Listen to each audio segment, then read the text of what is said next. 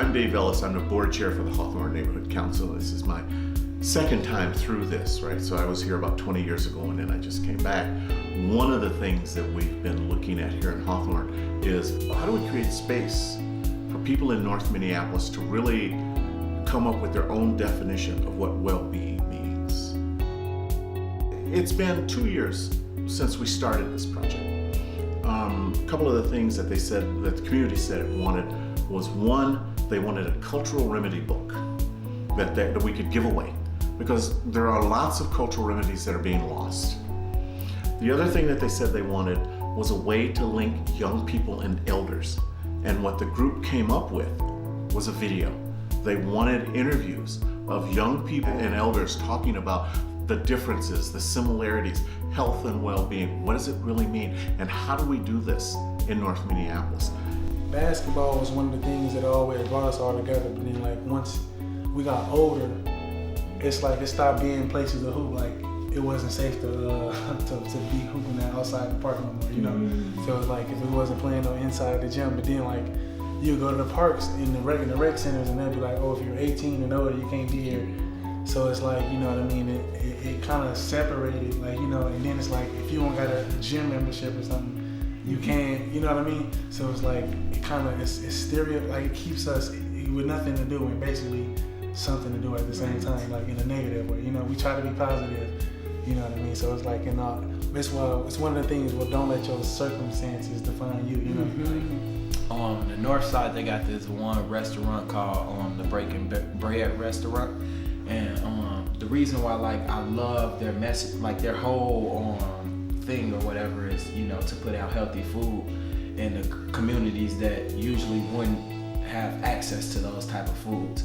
And I just love those messages because within my family, like heart disease and all type of other diseases run in the family. So I'm a big person and, you know, just trying to switch it up and eat healthy. And I'm very spiritual, you know, I look up to the man above. So all those things are important values to me. Okay, yeah, with me is this, you know, praying and stuff, you know, to the creator and stuff, and smudging and getting, you know, just feeling good, you know, and I'm trying to incorporate that because, you know, I'm involved with the Red Lake Embassy over in Minneapolis, and they have a monthly Elders Day. They have a breakfast, and I usually go over there when I have time to go volunteer. I like to sit and listen to the old stories because them stories and people are passing on, and you know, we gotta learn about our history, you know what I mean? And it would be nice to, for younger kids are so caught up with technology and stuff to where they don't even pay attention to their elders now, that the elders are a living, like, you know, history right there. You know? I'm hoping that our community continues to develop a critical eye towards the revenue streams associated with living in the community and determine that we should be both creators and beneficiaries of the revenue streams that flow through our community. Absolutely, and there's a lot of power in our money, and the fact that I've heard the statement of a bill circulating through generations multiple times before it leaves that community, right. And how in our community it doesn't circulate as much. So the power in our money and for your mission to be creating wealth is a beautiful mission, and it's a wonderful vision, so thank you. I think your generation's mission in life is to kind of clean up what we helped create. Not that we did it on purpose or anything like that, but you know, the world continues to go, and I'm very happy to see young black men of color and women of color, as we have back there, taking on these leadership roles. Because as an elder, you think, holy caca, man, this is a mess. I'll be glad when I'm leaving.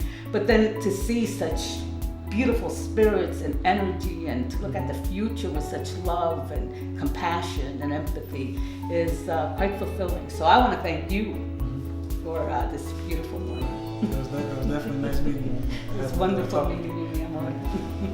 I was connecting with a woman named Susanna Keplinger, who is at the Bill and Penny George Family Foundation, their Catalyst Initiative. And Suzanne and I have known each other for a while, and so she asked me if I would host some dialogues around health and well-being in South Minneapolis, and it was a target there to create a definition there. And I pitched to her, I said, I think we could do something like this on the north side, but I want to frame it a little bit differently. There are 14 neighborhoods that make up North Minneapolis.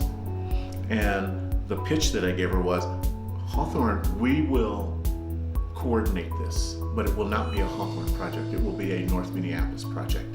We generated a definition of what's well-being on the north side with all North Minneapolis people, right from all over North Minneapolis, all different professions. We had folks that were homeless that was there that day. We had folks that were professionals, law enforcement was there. So we had a broad spectrum, Minneapolis Public Schools, the county, probation, social workers. It seemed like there was a really good group, about 80 people. And so we had this conversation. And interestingly enough, the 13 characteristics that they came up with as a definition for well-being are the exact same 13 elements that the University of Minnesota says is the best practice. These are the things that you need to have, you should be addressing around health and well-being. We encourage you to be taking some action between now and then. So we'll make sure that you have the name of the group that you're in. This is about the work that the people in North Minneapolis did. We simply created a space that was safe enough for everyone who wanted to be involved to be involved. You'll see small group dialogues where we've done World Cafes where we've given people a lot of information and we want to get a lot of information back. Traditionally, when you go do something, you have talking heads at the front of the room, they give you information, and then they say, do we have questions? 3 or 4 people get to ask questions out of the 200 or 300 in the room. When we do something, we want to hear from that 200 or 300.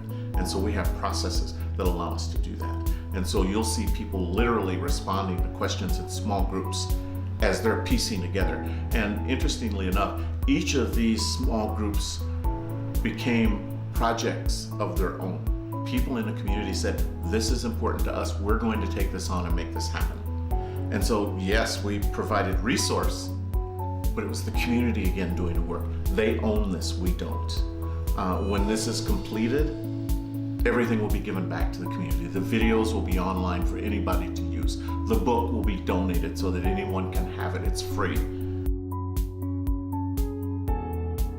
Nowadays, it's almost like people are afraid of young people. Adults are afraid of young people. And I don't understand that. Right? I see young people and I see me and I see somebody I want to learn from and somebody maybe I can give something to. There's a belief that we've abandoned young people. We haven't. There are people out there who want to engage. There are young people who want to engage with us. They're not looking for a mentor. They got people to go to ball games with, that kind of thing. What they're looking for is a role model. They want to see you do the right thing so that they know what the right thing is to do.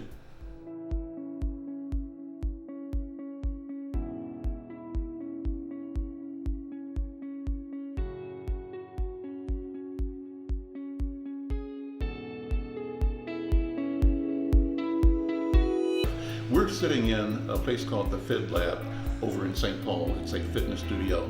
My trainer is Tyrone Miner. He and I trained, and it led to his opening up this business, which is spreading this training to a lot more people.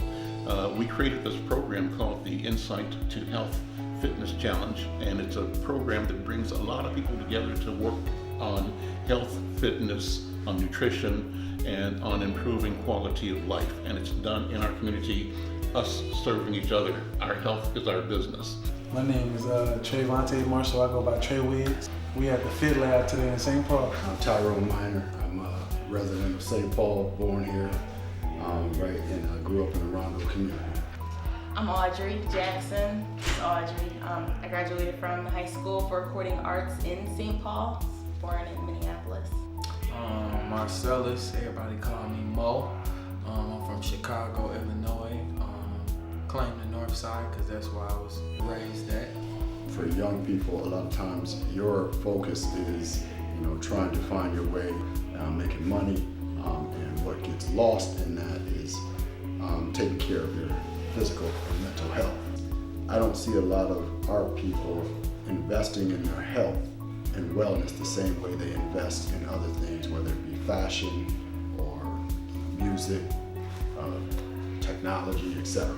So that's why it was important for me to build this so that it's accessible to our people. Right now, what I'm doing to try to stay healthy is I've changed up my eating.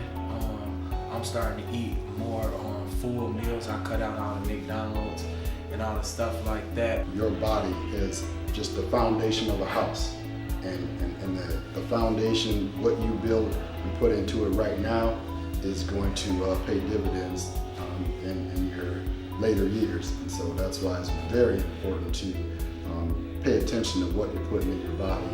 Finding that balance during these years is extremely crucial, because here is when we're making all of our habits. Everything we've had from our adolescence is with us, but we're in a position to where we can continue, we can be stagnant, or we can make small everyday decisions that will better our lives for the future. And I can't count how many times I hear an elder of mine just say something about their health, and then they just go back and look at me like, oh, you're young. I'm like, yeah, you're right, but you're exactly right too, because I need to plan for when I'm 40 and when I'm 50, and I need to spend that time planning when I'm 20. Do you guys understand the ulterior motives behind some of the targeted marketing that takes place? Foods that are oftentimes available to us are very inexpensive, but you don't know the harm it's doing Like to the you. little 50-cent juices. My man, you know what I mean? It's crazy, yeah. You know what I'm saying? So, It's so easy to get to, you know? yes. It never got this deep to think about it, like the food with the 50 cent. But like the liquor stores and all of that, I have thought about things like that, you know? It's like, yeah, it's easy to get to, and it's all in our environment. Like this, they're trying to feed us, and you know what I mean? We've never seen all of the neighborhoods in North Minneapolis come together and under one umbrella to do something. This happened this time. The city looks at it as being the model now for how community engagement should be done. That we should be out working and really asking the community what it wants, rather than going in and saying, hi, I'm so-and-so and I'm here to help you. I've got this marvelous program. That may not be what it needs or even what it wants. I go back to a simple set of phrases that someone said to me not too long ago. You do what you can, when you can, where you can, with what you have. And that's what these videos are all about. It really is about what can we do here? What can we do to bring this community together? I mean, there's been a lot of violence on the north side. We had a shooting not too long ago that still is reverberating through the 4th Precinct and all of North Minneapolis. We've had seniors, children who have died from gunfire. We need to be talking. We shouldn't be afraid of one another. And part of this is just about making sure that we continue to recognize that we are human beings. And that the reality is we're designed to be together and not as individuals. And the more we talk to one another, the more the humanity comes out, the more our compassion shows. What you do what you do. You ready, man? Hey, you got positioning, man? Position. Okay, make sure it's